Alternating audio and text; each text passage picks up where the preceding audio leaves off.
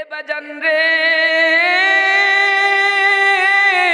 আমার নবী তোমার নবী কেমন নবী ছিল জানোনি?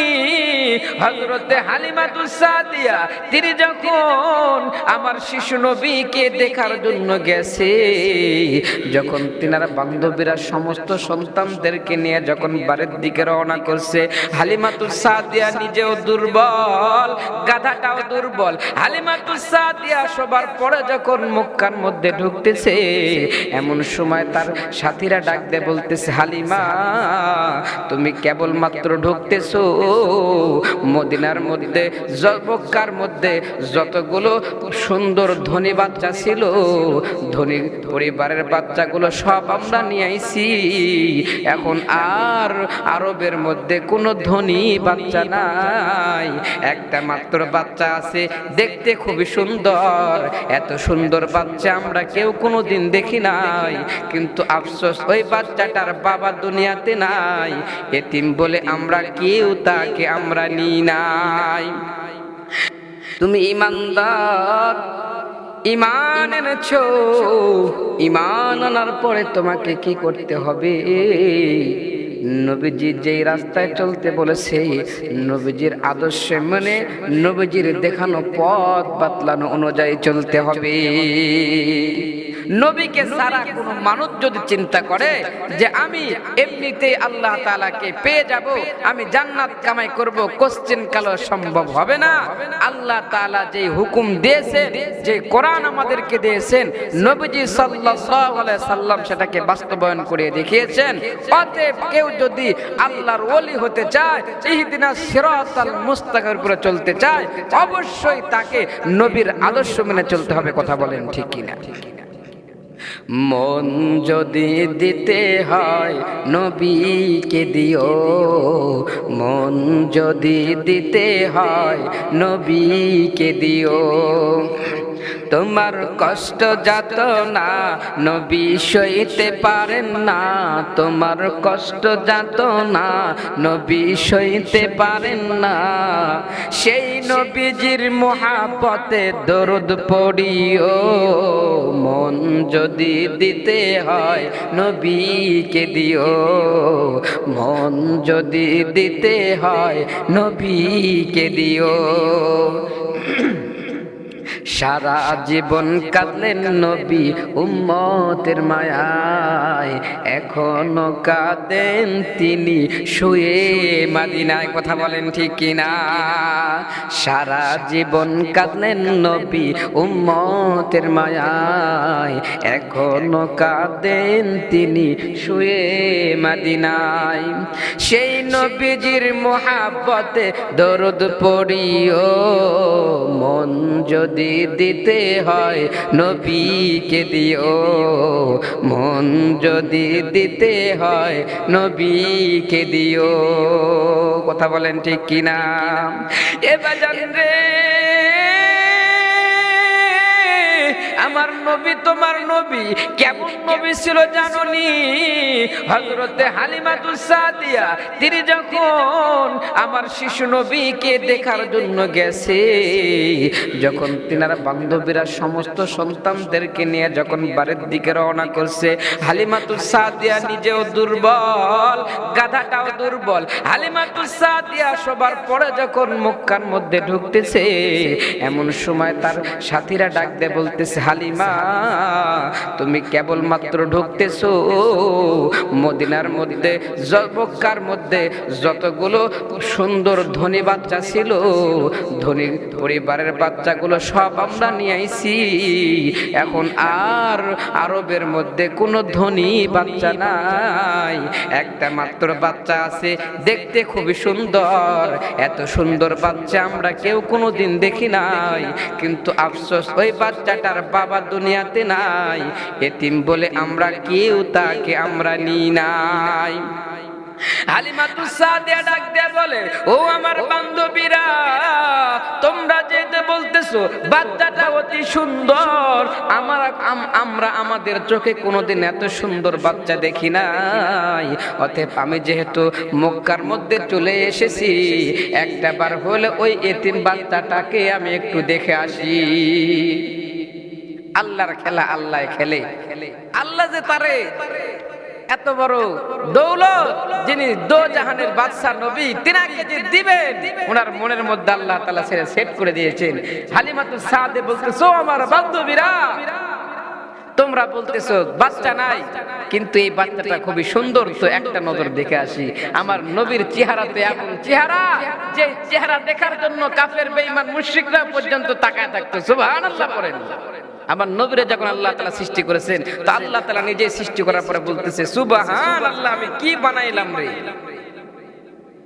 अल्लाह ने जब पैदा किया उनको तो खुद ने कहा सुबहान अल्लाह। আল্লাহ তাআলা যখন নবীজি সাল্লাল্লাহু আলাইহি সাল্লামকে বানাইছেন, নিজেই বানায়া নিজেই বলতেছে সুবহানাল্লাহ। এত সুন্দর আমার নবীর চেহারা। কেমন চেহারা জানোনি এ বাজান রে, নবীর চেহারা কেমন এটা বোঝানো যাবে না, শুধুমাত্র শুনিয়া রাখেন। আমার নবীর চেহারা এত সুন্দর, তামাম পৃথিবীর যত সৌন্দর্য আপনি দেখেন না কেন, এমনও পৃথিবীর মধ্যে সৌন্দর্য আছে ফুলের বাগানে, সুন্দর গার্ডেনে ঢোকার পরে, ওই গার্ডেনে ঢোকার পরে মানুষ আশ্চর্য হয়ে যায় যে এত সুন্দর জায়গা কেমন করে হয়। কিন্তু শুনে রাখেন, আমার নবী কেমন সুন্দর জানেননি? দুনিয়ার যত সৌন্দর্য আছে, ইউসুফ আলাইহিস সালামের সৌন্দর্য সহ সব সৌন্দর্য যদি একদিকে রাখা হয়, আর আমার নবীর সৌন্দর্য যদি একদিকে রাখা হয়, আমার নবীজির সৌন্দর্যের কাছে পৃথিবীর সমস্ত সৌন্দর্যের কোনো বেল থাকবে না। জোরে কোন সুবহানাল্লাহ। আমার নবীতে এত সুন্দর। হালিমাতুস সাদিয়া ডাক দিয়ে বলতেছো আমার বান্ধবীরা, যেহেতু তোমরা বলতেছো শিশুটা অত্যন্ত সুন্দর, আমি একটা নজর দেখতে চাই ওই শিশুটা কেমন সুন্দর। এবার হালিমাতুস সাদিয়া আস্তে আস্তে আস্তে আস্তে গাধাটা নিয়ে আমার নবীজির বাড়ির সামনে চলে গেছে। যাবার পরে দেখে মা আমিনা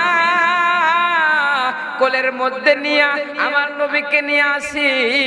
হালিমাতুস সাদিয়া আমার নবীজির চেহারার দিকে তাকাইছে, তাকায় দেখে আমিনার কোলের মধ্যে যেন শিশু বাচ্চা নয়, যেন পূর্ণিমার চাঁদের চাইতে একটা সুন্দর ফুটফুটে চাঁদ যেন কোলের মধ্যে নিয়ে আসে। সুবহানাল্লাহ।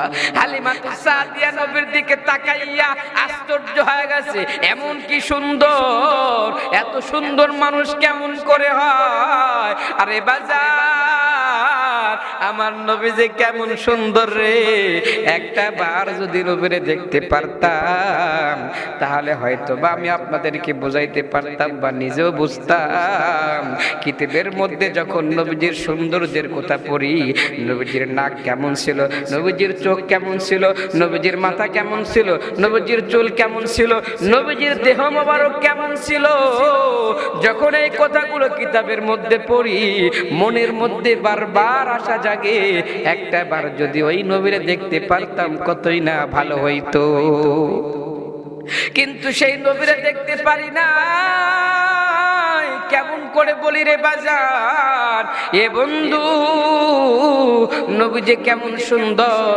হালিমাতুস সাদিয়া একটা বার শুধু তাকাইছে, ছোট্টবেলায় মা আমিনার কোলের মধ্যে এক নজর তাকানোর সঙ্গে সঙ্গে হালিমাতুস সাদিয়ার মনের মধ্যে আল্লাহ তাআলা 100 ভালোবাসার সৃষ্টি করে দিয়েছে। হালিমাতুস সাদিয়া ডাক দিয়ে বলে, ও বোন আমিনা, তোমার সন্তান এত সুন্দর, তোমার সন্তানকে আমি নিব। জীবনে যদি সময় পাই অনেক সন্তানকে দুধ পান করাইয়া টাকা কামাই করতে পারবো, কিন্তু এত সুন্দর সন্তানকে আমি হালিমা তো আর কোনোদিন পাবো না। এবার আমিনার কাছে যাইয়া হালিমাতুস সাদিয়া ডাক দিয়ে বলে, ও বোন আমিনা, দাও দাও এই চাঁদের মতো সুন্দর সন্তানটাকে আমার কোলে দাও। হালিমাতুস সাদিয়া বলে, বলে, আমি যেই মাত্র আমিনার কাছ থেকে আমি মুহাম্মাদকে যেই মাত্র কোলের মধ্যে নিয়েছি, আমি হালিমাতুস সাদিয়া জীর্ণ শীর্ণ ছিলাম, আমার শরীরে তেমন একটা শক্তি ছিল না, ক্লান্তি অনুভব করতেছিলাম। মুহাম্মদ সাল্লাল্লাহু আলাইহি ওয়াসাল্লামকে যেই মাত্র কোলে নিয়েছি, নেওয়ার সঙ্গে সঙ্গে আমি হালিমাতুস সাদিয়ার শরীর যেন একদম সবল হয়ে গিয়েছে। সুবহানাল্লাহ। আমার নবীরে যে পাইবে তার তো দিল শান্তি হয়ে যাবে। পাইলে নিরালাই গো নবী, পাইলে নিরালাই, আমি ওই কদমে চুমু দিতাম, ধুলি বালি মাখতাম আমার গায়, আমি পাইলে নিরালাই গো নবী, পাইলে নিরালাই। নিরালায় নবীরে পাইলে মন শান্ত করে নবীরে পা দুইটা জোড়ায়া ধইরা চুমু খাইতাম, নবীরে আদর করতাম, নবীর পা মুবারক জোড়া ধরতাম, নবীজির ধুলিবালিগুলো নিজের গায়ে মাইকা নিজের ধন্য মনে করতাম। হালিমাতুস সাদিয়া ডাকতে বলতেছে, যেই মাত্র আমি নবীকে কোলে নিয়েছি, কোলে নেওয়ার সঙ্গে সঙ্গে আমি যে দুর্বল ছিলাম, সঙ্গে সঙ্গে আমি সবল হয়ে গিয়েছি। অনেক বড় ঘটনা সংক্ষেপ করে দিলাম। এবার হালিমাতুস সাদিয়া মা আমিনার কাছ থেকে মুহাম্মদকে নিয়ে যেই মাত্র গাধার কাছে যায়, গাধার কাছে যাবার পরে দেখে গাধাটা অত্যন্ত দুর্বল, এত দুর্বল যে গাধাটা দুর্বলতার কারণে মাটির সাথে মুখ লাগাইয়া একেবারে জীর্ণ শীর্ণ অবস্থায় যেন পইরা রইছে। গাধাটা ঠিক মতো দাঁড়াইতেও পারে না। হালিমাতুস সাদিয়া বলে, আমি শিশু মুহাম্মদকে নিয়ে যেই মাত্র আমার গাধাকে স্পর্শ করেছি, আমার ওই দুর্বল গাধাটা যে দাঁড়াইতেই পারতো না, আমি দেখি আমার গাধাটা সঙ্গে সঙ্গে একেবারে সবল হয়ে দাঁড়িয়ে গিয়েছে। সুবহানাল্লাহ বলে। এ বাজান রে, গভীর মনোযোগ দিবেন, কোন দিকে নজর করবেন না।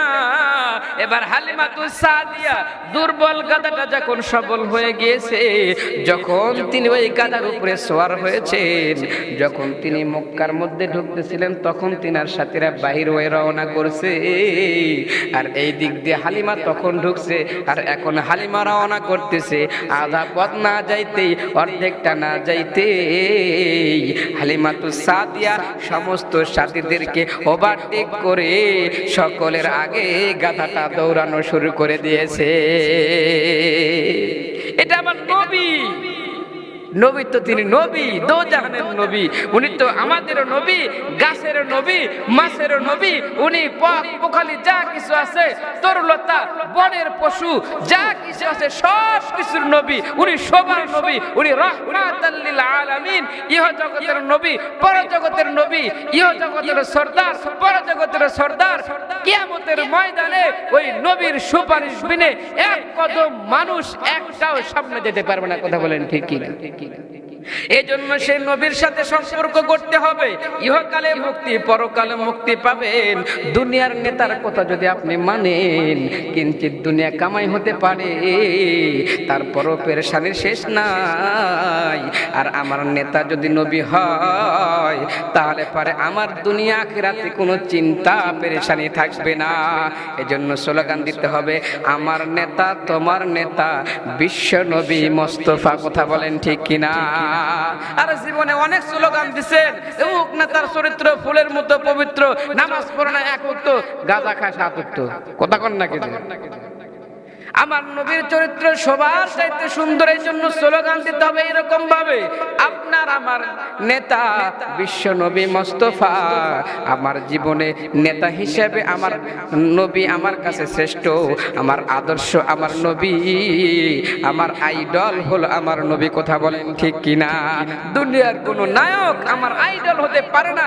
আরে নায়ক আজকে আছে কালকে নাই, ও ক্যামেরার সামনে যখন দাঁড়ায় তখন তো খুব ভালো লাগে, মেকআপ টেকআপ করে ক্যামেরার সামনে সুন্দর করে ফটো উঠাইয়া দেয়, এজন্য খুব ভালো লাগে। কিন্তু বাস্তবে সামনাসামনি দেখলে পারে চোখ মুখের দিকে তাকানো যায় না। ও আমার কেমনে আইডল হয়?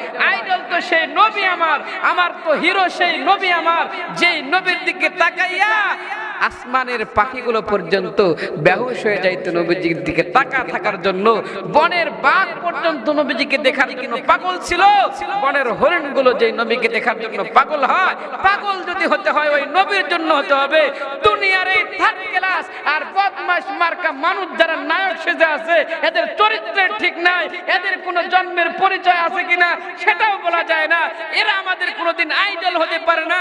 যখন পৃথিবীর জমে যখন ফুটবল খেলা হয় তখন নেইমার, মেসি এরা আমাদের আইডল হতে পারে না। সাকিবুল হাসান, তারপরে আপনার মুশফিকুর রহমান এরা আমাদের আইডল নয়। আমরা মুসলমান, আমাদের আইডল, আমাদের নেতা একমাত্র বিশ্ব নবী মুস্তাফা। কথা বলেন ঠিক কিনা? এ ঠিক কর না কিসের জন্য?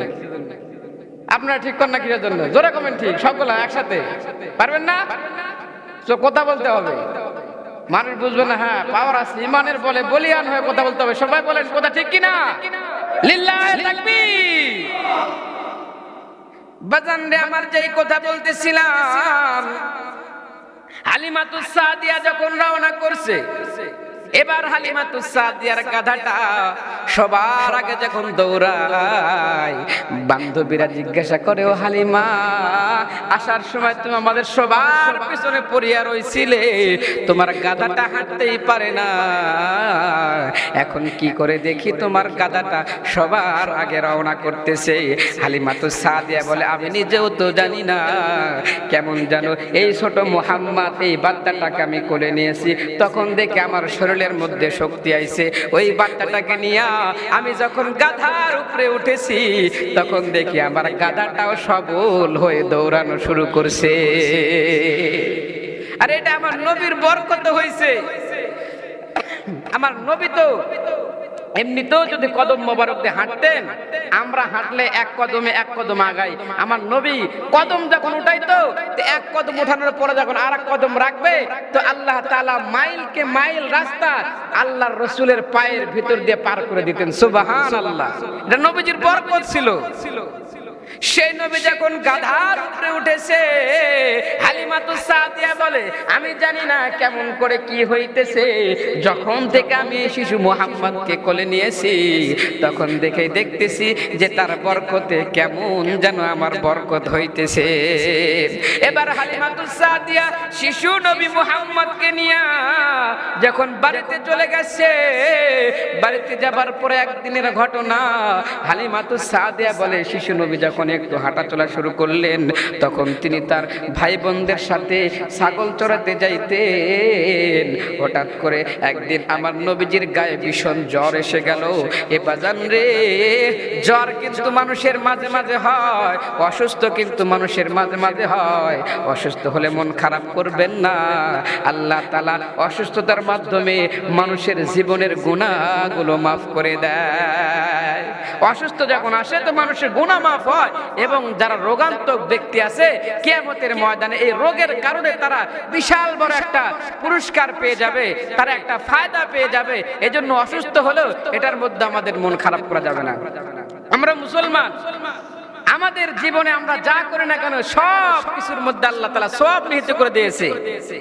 কিতাবের মধ্যে দেখলাম আমরা যে এত খাটাখাটনি করে কষ্ট করে আমাদের বিবি বাচ্চার জন্য যে আমরা উপার্জন করে নিয়ে এসে দিই, কিতাবের মধ্যে এসেছে এই উপার্জন গুলো আমি বিবি বাচ্চার মুখে দিচ্ছি, তো আল্লাহ তাআলা প্রত্যেকটা লোকমার বিনিময়ে, আমার কামাইয়ের বিনিময়ে সদকার সওয়াব আমার আমলনামায় লিখে দেয়। সুবহানাল্লাহ। আমি আমার বিবির সাথে কথা বলি তো তার মধ্যে আল্লাহ তাআলা সওয়াব দিয়ে দেয়। আমি আমার বাচ্চার চেহারার দিকে মায়ের নজরে তাকাই তো আল্লাহ তাআলা তার মধ্যে সওয়াব দিয়ে দেয়। মুসলমান যা করবে, যার মধ্যে হাত লাগাবে, সবগুলোর মধ্যে সওয়াব। মুসলমানের কোনো জায়গায় লস নাই। এজন্য আমি মুসলমান হয়েছি, এটা আমি তো মনে করি গর্ববোধ করি। মুসলমান হয়ে কেউ যদি মন খারাপ করে, মনে করে যদি আমি মুসলমান হয়ে ঠকেছি, ওর তো কপাল পোড়া, আর দুনিয়াতে কেউ হতে পারে না। কথা বলে